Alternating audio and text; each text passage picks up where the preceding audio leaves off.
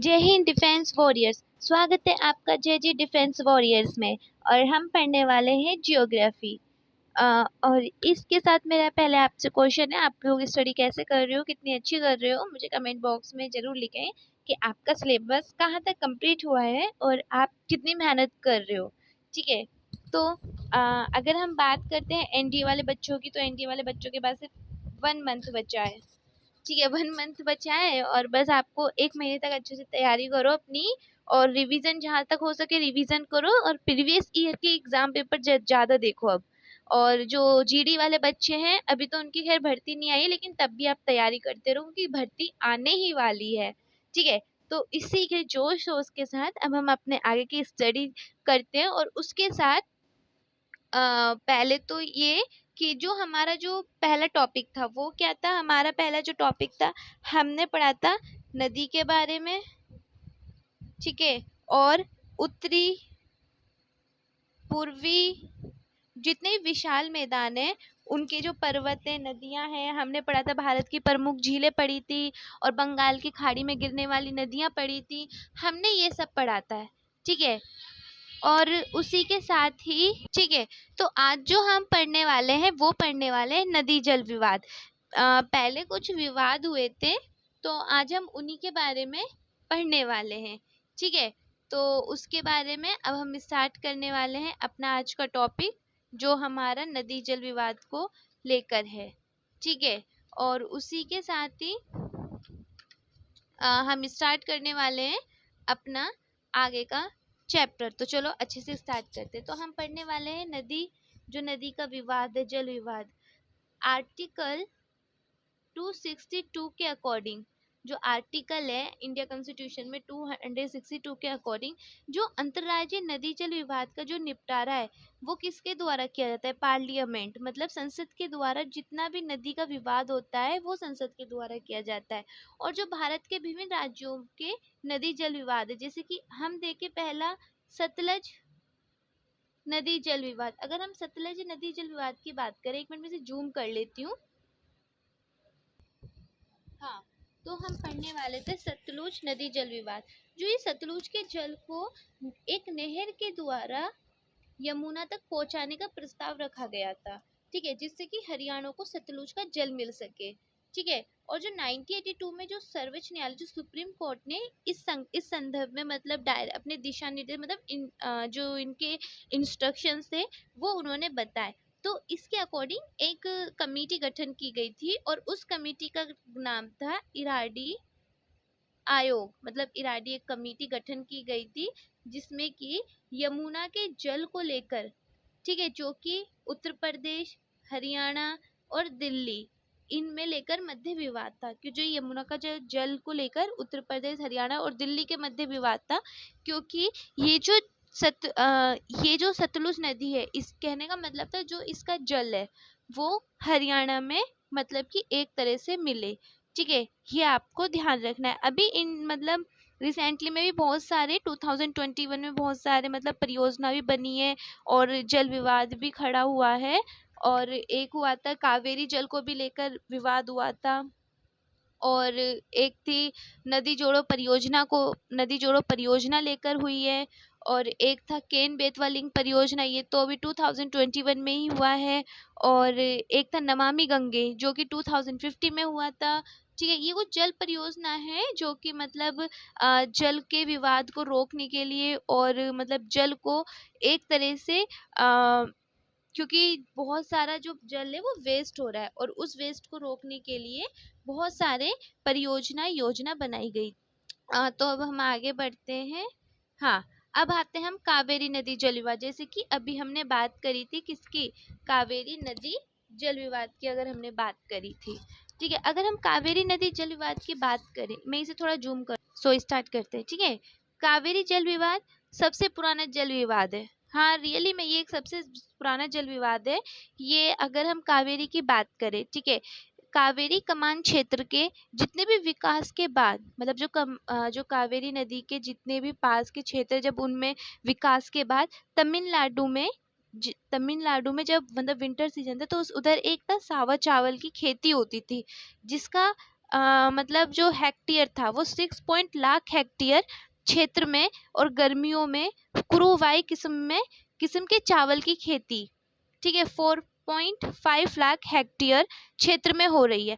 कहने का मतलब है, मतलब हो रही थी पहले, जब कावेरी कमान क्षेत्र का जब विकास हो रहा था, तो उसमें तमिलनाडु के, मतलब तमिलनाडु में विंटर सीजन में एक सावा चावल था, जो समा के जो चावल हम बोलते हैं उसकी खेती हो रही थी, और जो उस खेती का जो क्षेत्र था वो था 6.5 लाख हेक्टेयर और 4.5 लाख हेक्टेयर क्षेत्र में हो रही थी, ठीक है। और इसमें क्या हुआ था, कावेरी बांध से पानी ना छोड़ा जाए, मतलब जो कावेरी बांध का जो पानी था वो ना छोड़ा जाए, क्योंकि जो कुरुवाई का जो क्षेत्र है, जो कि पूरा 75,000 क्षेत्र हेक्टेयर तक सीमित रहे, उसके लिए इन्होंने मना कर दिया कि कावेरी का जो जल है वो ना छोड़ा जाए, क्योंकि वहां पे सबसे ज्यादा जो चावल की खेती होती थी, लेकिन गर्मियों में जो कृषि उत्पादन सामान्यता से नहीं हो पाता था, इस वजह से। और ये जो ये था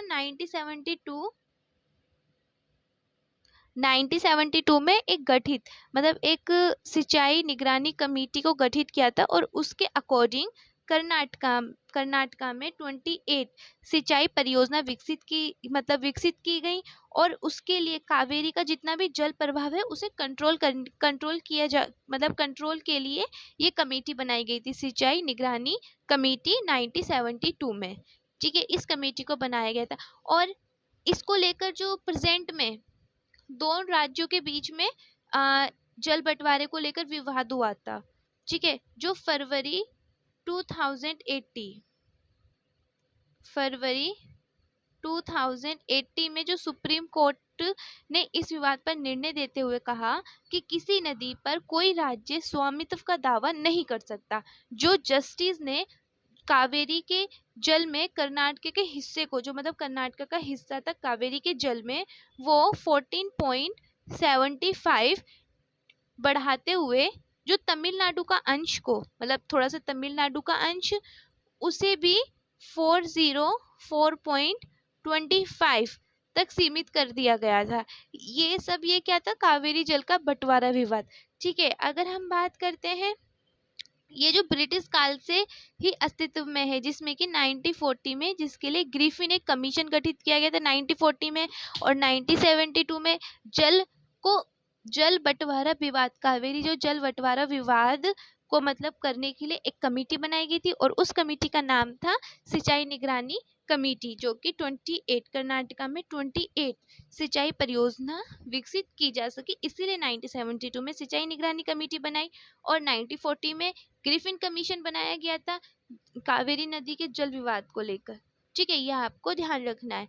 और जो सुप्रीम कोर्ट के निर्देश पर जो NK सिंह की अध्यक्षता में एक ट्रिब्यूनल बनाया गया था, और ये जो ट्रिब्यूनल में 4 राज्यों के मध्य जल, मतलब जो 4 राज्य थे, एक तो हमने कर्नाटका की बात करी, तो एक तमिलनाडु की, और उसमें से एक था केरल, और एक है पुडुचेरी, मतलब 4 राज्यों के बीच में जल बंटवारे को लेकर बात की गई थी, ठीक है।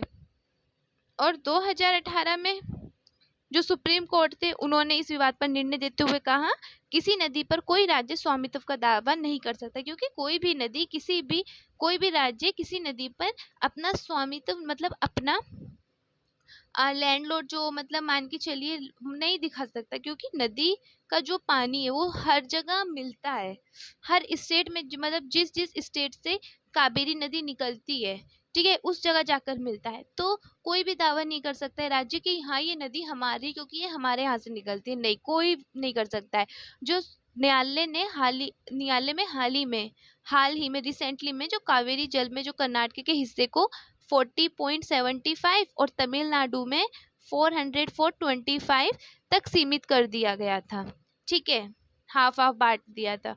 अगर हम बात करें भारत के जितने भी पड़ोसी देश हैं, उनके अंदर जो जल विवाद है, अगर हम उनके बारे में बात करें, अगर हम पहले बात करते हैं भारत और पाकिस्तान, ठीक है, जो भारत और पाकिस्तान के मध्य जो विवाद था वो था सिंधु जल को लेकर, ठीक है, सिंधु जल को लेकर विवाद था, जो 1960 में 1960 में भारत पाकिस्तान के मध्य जो सिंधु जल समझौता हुआ, उसके तहत सिंधु, झेलम, चिनाब के जल पर पाकिस्तान को एक विशेष अधिकार दिया गया, और जो ये विशेष अधिकार दिया गया था, रावी, व्यास, सतलुज के जल पर भारत को एक तरह से वरीयता दी गई, क्योंकि 80% जो जल है वो पाकिस्तान को सौंप दिया गया।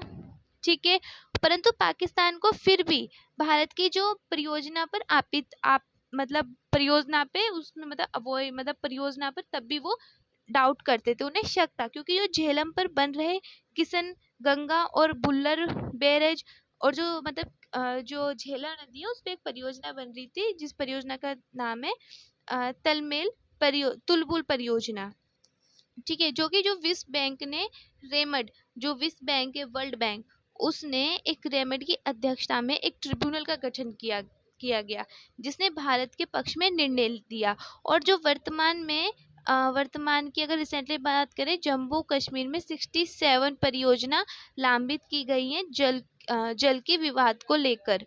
ठीक है, और अगर हम भारत और बांग्लादेश की बात करें, भारत और बांग्लादेश के पास 54 मतलब 54 नदियां जो एक दूसरे साझा करती है, जैसे गंगा, तीस्ता और बैराग के जल बंटवारे को लेकर दोनों देशों में विवाद है। मतलब जो 3 नदी है, गंगा, तीस्ता, बैराग, जो बांग्लादेश और इंडिया दोनों में ही इसको लेकर विवाद है, क्योंकि कलकत्ता का जो बंदरगाह की जो कलकत्ता में जो बंदरगाह है उसकी जो जल पूर्ति के लिए, ठीक है, भारत ने मुर्शिदाबाद और फरक्का बैरेज एक स्थापित किया था, जो बांग्लादेश ने इस पर इस पर उन्हें डाउट था, इस पे उन्हें आपत्ति की थी, तुम ये यहाँ पर क्यों बंदरगाह ये जो मुर्शिदाबाद और फरक्का बैरेज है क्यों स्थापित कर रहे हो। तो बांग्लादेश को इससे आपत्ति थी, तो वो नहीं चाहते थे कि वो यहाँ पर बनाए, इस वजह से उन्होंने ये विवाद खड़ा करा। और जो 1997 है,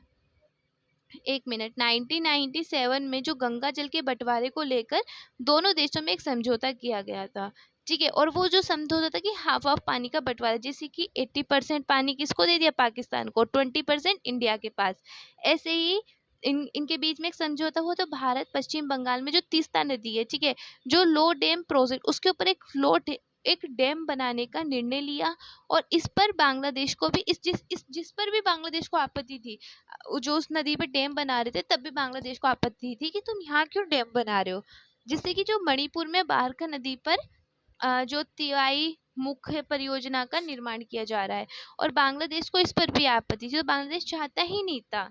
ठीक है, और जो भारत, अगर नेपाल की हम बात करें, भारत और नेपाल के मध्य महाकाली, गंडक और कोशी नदी को लेकर विवाद है, और जो महाकाली उत्तराखंड और नेपाल की जो सीमा बनाती हैं, इस पर शारदा, पंचेश्वर और टनकपुर बांध निर्मित किया गया है, क्योंकि अगर अगर क्या कहते हैं, अगर बांध नहीं बनाया जाता है तो नदी के बीच में, और जो देश होते हैं, कंट्रीज होते हैं, उनके बीच में बहुत सारा विवाद होता है पानी को लेकर।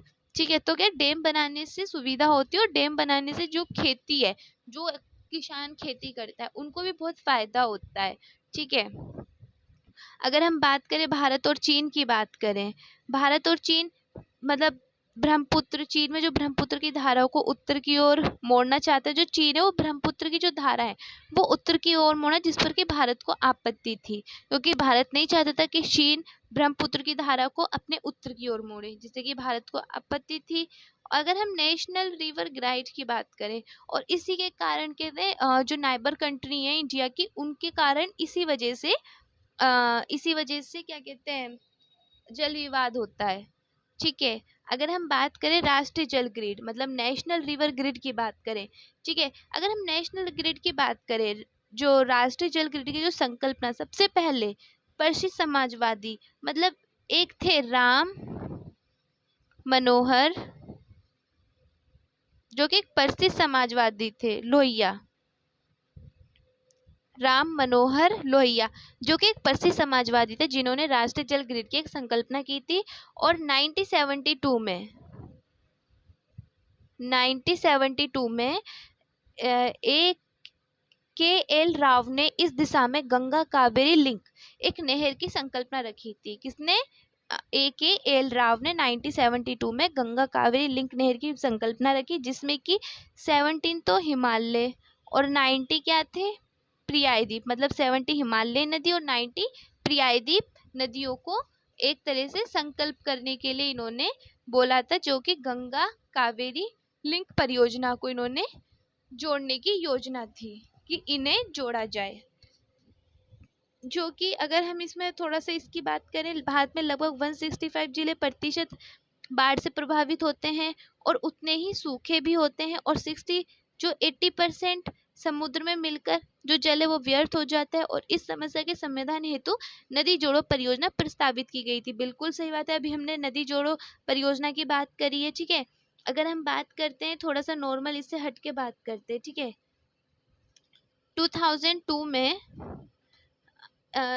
जो उस टाइम डॉक्टर अब्दुल कलाम जो कि प्रेसिडेंट थे, उन्होंने इस बात पर बल दिया था कि जो बाढ़ व सूखे से मुक्त होने के लिए भारत की जितनी भी प्रमुख नदियों को एक तरह से जोड़ा जाए, ठीक है। जिसके बाद जो सुप्रीम कोर्ट ने भी विभिन्न राज्यों के मध्य बहुत सारे नदी जल बंटवारे को लेकर, क्योंकि अगर नदी का जो विवाद खड़ा हो रहा था उसको लेकर, जो सुप्रीम कोर्ट थी उस बंटवारे को लेकर एक तरह से सरकार को यह इंस्ट्रक्शन दिया कि देश भर में नदियों को आपस में जोड़ने के हर मतलब हल्का सा हर एक संभव किया जा सके, जिससे कि जल जो विवाद है वो बंद हो, जिससे कि पीस, और एक तरह से पीस कंट्री बने, ना कि जल विवाद कंट्री।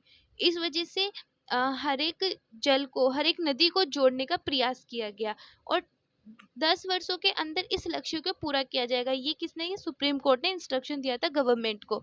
और एक थी राष्ट्रीय जल एजेंसी, एक एजेंसी है NWDA। ये एक एजेंसी है, राष्ट्रीय जल विकास एजेंसी जिसे कहते हैं, जो उत्तर के जो नदी बेसिन को दक्षिण के नदी बेसिनों से जोड़ना और पूर्व के नदी बेसिनों को पश्चिम नदी से जोड़ने का काम करती। कहने का मतलब है उत्तर से दक्षिण और पूरब से पश्चिम की नदी को जोड़ने का काम करती है। कौन? राष्ट्रीय जल विकास एजेंसी NWDA। ये ही एक एजेंसी जो कि काम करती है, ठीक है। ये हो गया हमारा। अगर हम बात करें, और इसी के प्रयास के लिए एक राष्ट्रीय जल ग्रिड बनाया गया, नेशनल रिवर एक ग्रिड बनाया गया था, इसीलिए जिसके अंतर्गत 14 हिमालय और 16 प्रियाद्वीपों और टोटल 13 ऐसी नदियों की पहचान की गई जो एक से अधिक राज्यों से होकर प्रभावित होती है, मतलब एक से अधिक राज्यों से होकर गुजरती है और फिर एक जगह मिल जाती है, और इसी नदियों को लिंक नहरों के माध्यम से जोड़ा जाना है। और इन्हीं लिंक माध्यमों को एक तरह से डैम बनाना, परियोजना बनाना और इन दोनों को लिंक करना, जैसे कि केन बेतवा लिंक परियोजना, जो केन नदी बेतवा नदी ई लिंक परियोजना, फॉर एग्जाम्पल कीन बेतवा लिंक परियोजना, ठीक है, फॉर एग्जाम्पल है ये। और इस नदियों को लिंक नहरों के माध्यम से जोड़ा जाना है, जिससे कि नेशनल रिवर ग्रिड का निर्माण होता है, ठीक है। और इसके अंतर्गत जो नेशनल रिवर ग्रिड है, इसके अंदर बहुत सारी नदियां परियोजना है। एक है हमारी सतलज, जो सतलज को किससे जोड़ा गया है? उसे व्यास से जोड़ा गया है, सतलज व्यास लिंक परियोजना। और ब्रह्मपुत्र को किससे जोड़ा गया है? ब्रह्मपुत्र गंगा लिंक परियोजना, घाघरा यमुना लिंक परियोजना, गंगा स्वर्ण लिंक परियोजना, यमुना राजस्थान लिंक। ये सब क्या है? फॉर एग्जाम्पल है, बताने के लिए, जो नेशनल रिवर ग्रिड है कि इसे क्यों जोड़ा जा रहा है, क्यों इनका लिंक किया जा रहा है, जिससे कि जो नदी के बंटवारे का जो विवाद है वो कम हो और एक तरह से पीसफुल हो। और उसके लिए सबसे काम जो वो काम कर रही है वो है NWDA। NWDA जिसे कहते हैं राष्ट्रीय जल विकास एजेंसी, जो कि काम करती है उत्तर से दक्षिण, पूरब से पश्चिम, ठीक है।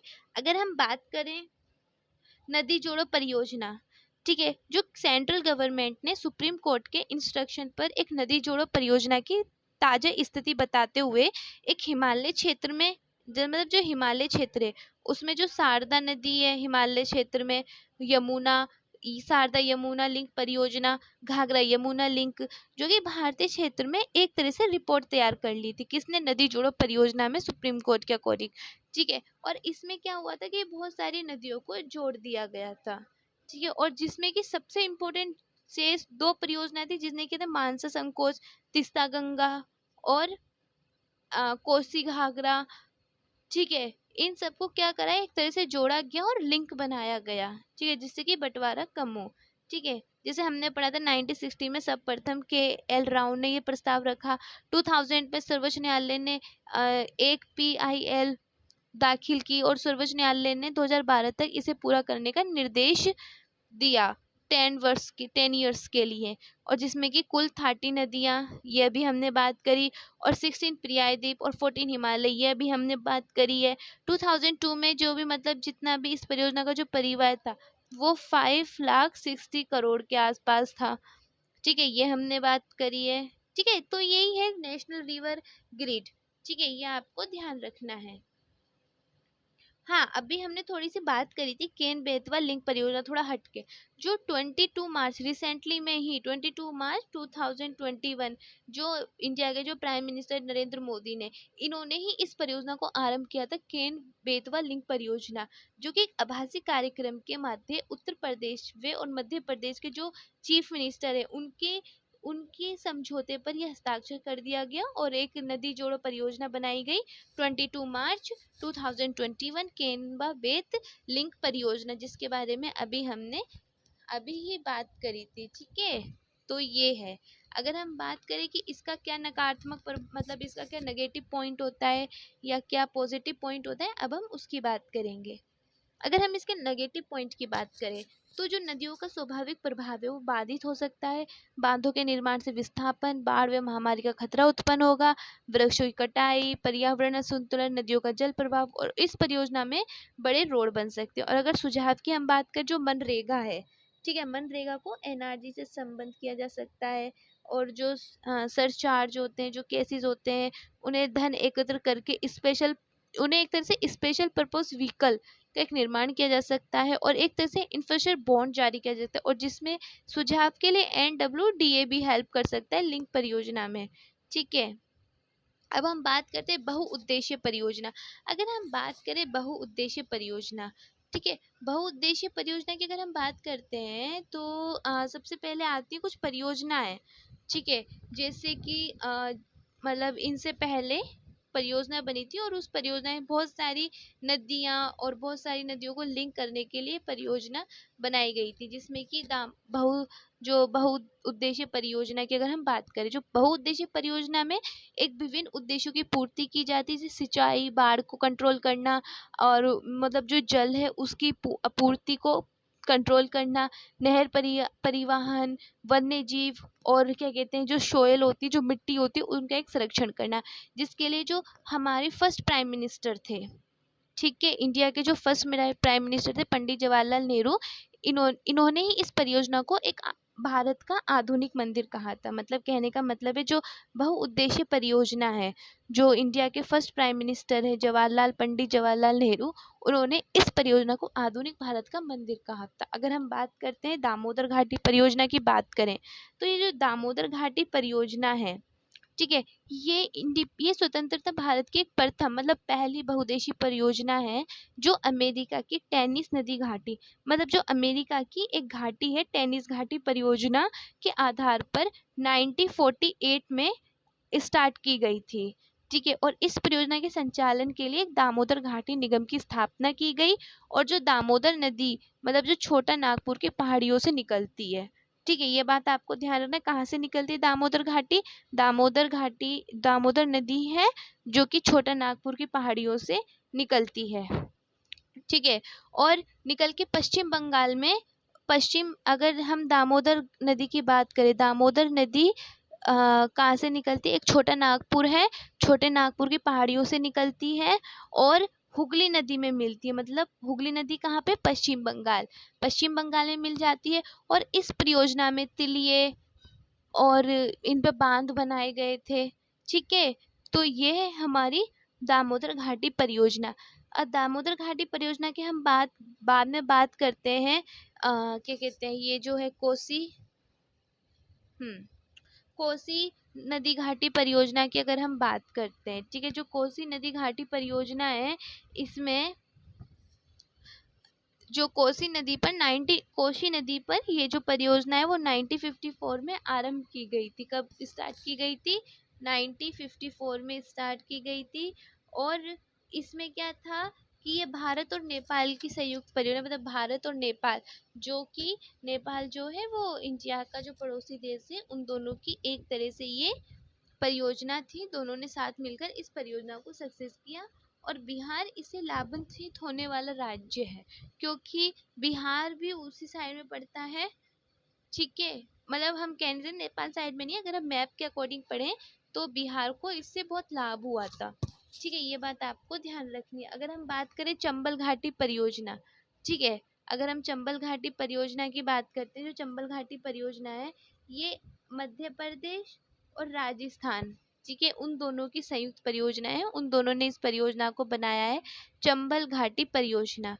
ठीक है, अगर हम बात करें हाँ, सबसे पहले अगर हम कोशी नदी की जो बात कर रहे थे, जो कोशी नदी है वो एक तरह से विनाशकारी बाढ़ के कारण कोशी को उत्तरी बिहार का शोक तो कहा जाता है, लेकिन नेपाल के सहयोग से पूरी की गई है, बिहार राज्य में नेपाल के सहयोग से। और इस परियोजना के अंतर्गत जो हनुमान नगर बैराज है, जो नेपाल का एक मुख्य नहर है, ठीक है, नहर निकाली गई है, जो इसके लिए एक नेटवर्क बनाने की योजना की गई थी कोशी नदी के लिए, जो कि एक दामोदर घाटी परियोजना की शक्ति गृह को मिलाकर एक नेटवर्क बनाया गया। अगर हाँ, चंबल घाटी परियोजना जो राणा प्रताप सागर से गांधी सागर और जवाहर सागर नदी इस पर ही स्थित है, ये जो चंबल की अगर हम बात करें उसमें। ठीक है, अब हम जो चंबल परियोजना है वो तो हमें पता है मध्य प्रदेश राजस्थान के बीच की परियोजना चलाई गई, और इस परियोजना के अंतर्गत मध्य प्रदेश में गांधी सागर बांध और राजस्थान में राणा प्रताप सागर बांध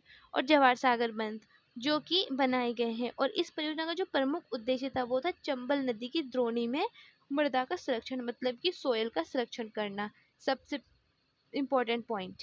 ठीक है, अगर हम बात करें बाही बजाज परियोजना की, अगर हम बात करें जो बाही बजाज परियोजना है, ठीक है, जो ये बाही बजाज परियोजना है इसमें माही नदी पर, जो माही नदी है इसमें गुजरात, माही नदी पर गुजरात से राजस्थान की एक संयुक्त परियोजना, मतलब गुजरात और राजस्थान की संयुक्त परियोजना है माही नदी परियोजना। ठीक है, एक मिनट, हम आगे चलते हैं। हम अगर हम बात करें भाखड़ा नागल बांध परियोजना की, अगर हम बात करते हैं, ठीक है, ये पंजाब हिमाचल प्रदेश में सतलज नदी पर निर्मित है, मतलब कि पंजाब में सतलज नदी पर, और राजस्थान हरियाणा की एक संयुक्त परियोजना है जो भाखड़ा और नेपाल इसके दो प्रसिद्ध बांध है। और भाखड़ा अपने समय में भारत का एक सबसे ऊंचा बांध था, अ, जिसका जो जलाशय है वो गोविंद सागर के नाम से जाना जाता है।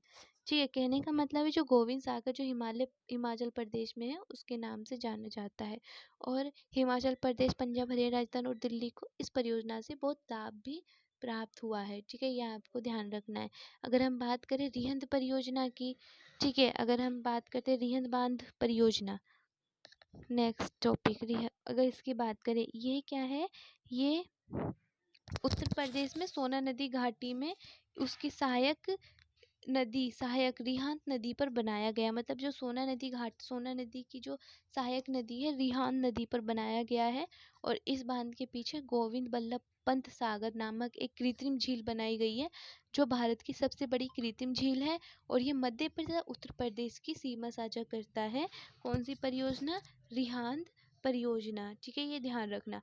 अब हम बात करते हैं नतप सकारी, ये जो है नेक्स्ट क्या है हमारा, ये नेक्स्ट मतलब सकारी परियोजना, ये जो सतलुज नदी पर हिमालय प्रदेश में है, और ये अपने समय में एशिया की सबसे बड़ी विद्युत परियोजना थी। ठीक है, ये आपको ध्यान रखना है। अगर हम बात करें टिहरी परियोजना, जो उत्तराखंड में भागीरथी पर रूस के सहयोग से टिहरी बांध पर निर्मित की गई है। कहाँ पर? टिहरी बांध पर निर्मित की गई है, उत्तराखंड में।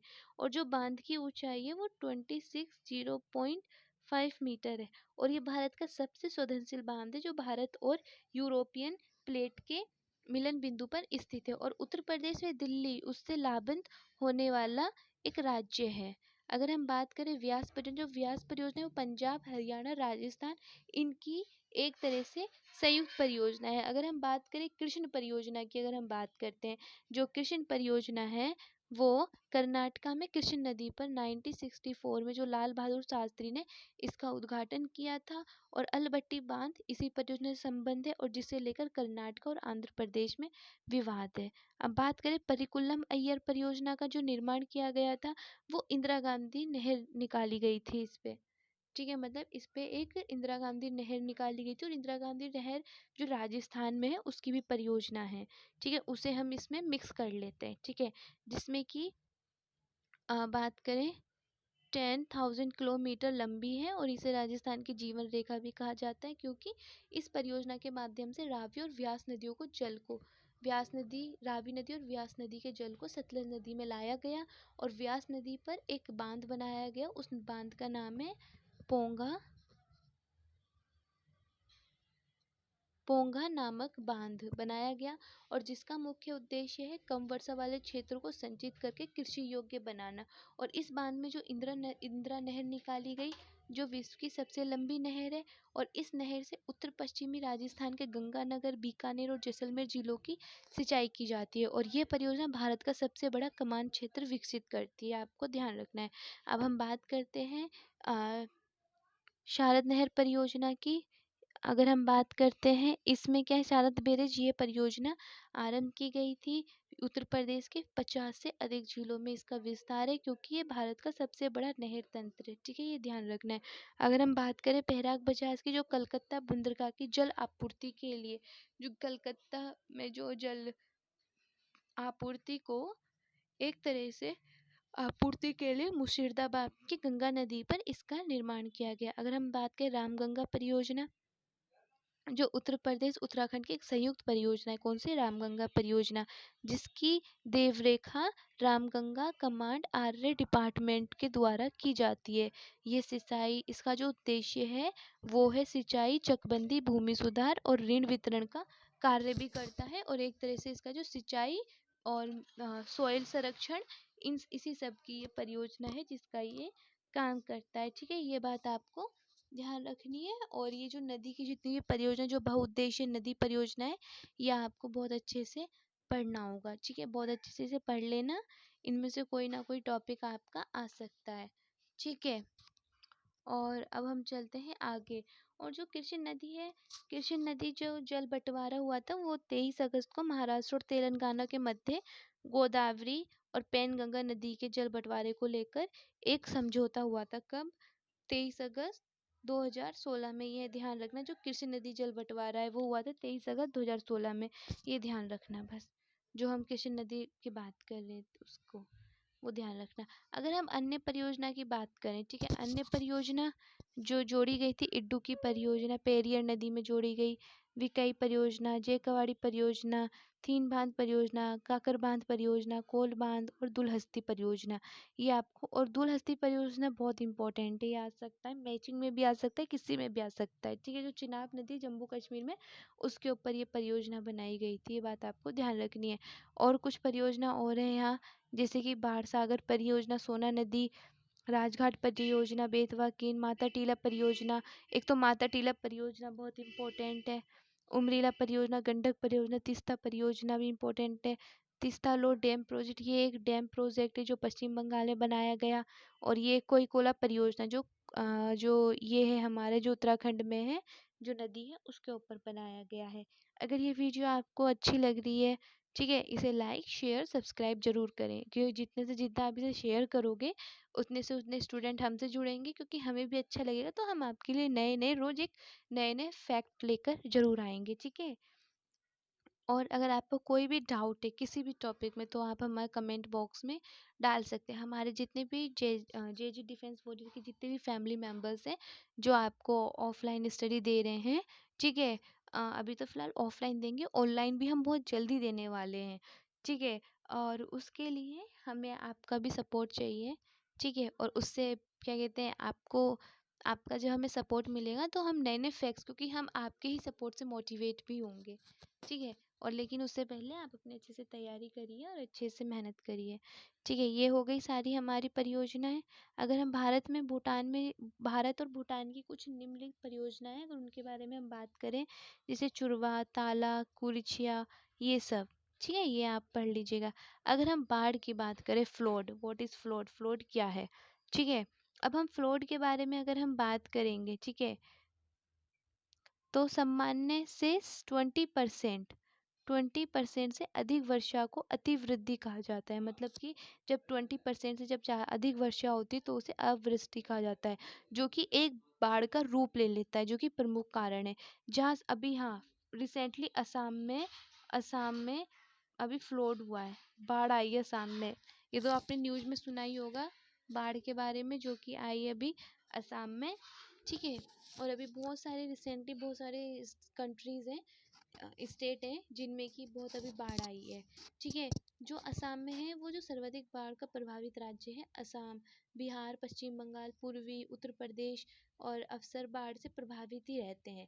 जो ब्रह्मपुत्र, कोसी, गंडक, ताप्ती और दामोदर से प्रिय बाढ़ आती है, क्योंकि उनका पानी का बहाव जो है वो बहुत अधिक होता है, ठीक है। और बाढ़ के कारण प्रकृति में जो वन्य जीव दोनों ही हैं, वन्य जीव मानव भी है और वन्य जीव दोनों ही हैं। और जो नदियों के किनारे जो रवाई तथा द्रोण जो नदियों किनारे जल एकत्र हो जाता है, परंतु उनका जो नवीनीकरण की जो प्रक्रिया है, इस ढंग से दिया जाता है कि जिससे नदियों का जो अतिरिक्त जल है वो निचली बस्तियों में प्रवेश कर जाता है, जिससे कि जब वो निचली बस्तियों में प्रवेश करता है, पानी अपनी जगह देखता है, क्योंकि पानी का जो बहाव है वो कोई रोक नहीं सकता है, वो अपनी जगह देखता है। अब जब पानी का बहाव जल्दी होता है, जब बारिश ज़्यादा होती है, तो वहाँ क्या होता है, बाढ़ होने का कारण बना रहता है कि हाँ, कि बाढ़ होने वाली है, ठीक है। और बिहार में नेपाल की पहाड़ियाँ, नदियाँ सिल्टा के साथ प्रवेश करती हैं, और बिहार एक समतल मैदानी क्षेत्र है, अतः जल विस्कर बाढ़ का एक रूप धारण करता है। और जो कोशी नदी इस कारण को खु मतलब इस कारण से खुकियाते हैं, मतलब कोशी नदी को इस कारण के बारे में मान के चलो एक तरह से पता है। और कभी कभी बांध से अतिरिक्त जल जोड़ा जाता है, जो बाढ़ का एक रूप धारण कर लेता है। और जिन क्षेत्रों में अधिक वर्षा नहीं होती है, वे अतिवृष्टि बाढ़ का एक रूप धारण कर लेती है। और यदि जल निकासी की उचित व्यवस्था नहीं होती है, मतलब अगर जल होता है, ठीक है, अगर जल की एक तरह से निकासी, मतलब जल निकलने की कोई व्यवस्था नहीं होती है एक तरह से, तो वो एक तरह से क्या होती है, बाढ़ का रूप धारण कर लेती है, क्योंकि उसके पास कोई जगह नहीं होती निकलने की, क्योंकि जल को कोई निकासी नहीं मिल पाती है। और इसी कारण से बादल के फटने से भी बाढ़ बाढ़ बनता है, क्योंकि 1 घंटे से 10 सेंटीमीटर से अगर अधिक वर्षा भी बादल का फटना है, क्योंकि चक्रवात के कारण जो उड़ीसा, आंध्र प्रदेश राज्यों में बाढ़ आ जाती है चक्रवात के कारण। और असम में तो बहुत ज़्यादा ही फ्लड हुआ है, और बहुत सारे लोगों की मतलब डेथ हुई है असम में, और कुछ लोगों को बचाया भी गया है। और जो अगर हम बाढ़ नियंत्रण का उपाय करें, तो सबसे पहले बाढ़ों को जो बांध है इनका निर्माण करना, बांध बनाना, जैसे कि परियोजना है, बांध है, लिंक है, नदी को लिंक करना, ये सब परियोजना। और नदी को आपस में, जो अभी हमने बात कर, नदी को प्राकृतिक प्रभाव को सुरक्षित रखते हुए, जो मतलब नदियों की जो प्राकृतिक प्रवाह है उन्हें सुरक्षित रखते हुए। और जो नदी तट पर जो टाउनशिप और जो बस्तियों की स्थापना ना करें, क्योंकि नदियों के किनारे बहुत सारे लोग हैं जो कि एक तरह से अपनी छोटी सी टाउनशिप बना लेते हैं, बस्तियां बना लेते हैं। वो बहुत डेंजर है, क्योंकि जब एकदम से बाढ़ या मतलब नेचुरल, मतलब एक तरह से फ्लो होता है नदी का, तो उससे क्या कहते हैं, एक तरह से बाढ़ बनने का कारण होता है, और जिससे कि नुकसान होता है। और जो एपीजे अब्दुल कलाम के नदी तट पर पक्के कुओं की श्रृंखला बनाने का सुझाव जो दिया था एपीजे अब्दुल कलाम ने, उसे प्रयोग करना, जिससे कि बाढ़ रुक सके, ठीक है। और जो ना सिर्फ बाढ़ रोकने, अपितु भूमिगत जल को स्तर भी बढ़ाए रखने, जो एपीजे अब्दुल कलाम है, जो उन्होंने एक एडवाइस दिया था पक्के कुएं की श्रृंखला बनाने का सुझाव, जो कि एक ना बाढ़ रोकेगा, अपितु जो भूमिगत के जो जल का जो स्तर है उसे भी एक तरह से बढ़ाएगा, और उससे क्या है, कंट्रोल करके रखेगा, ठीक है।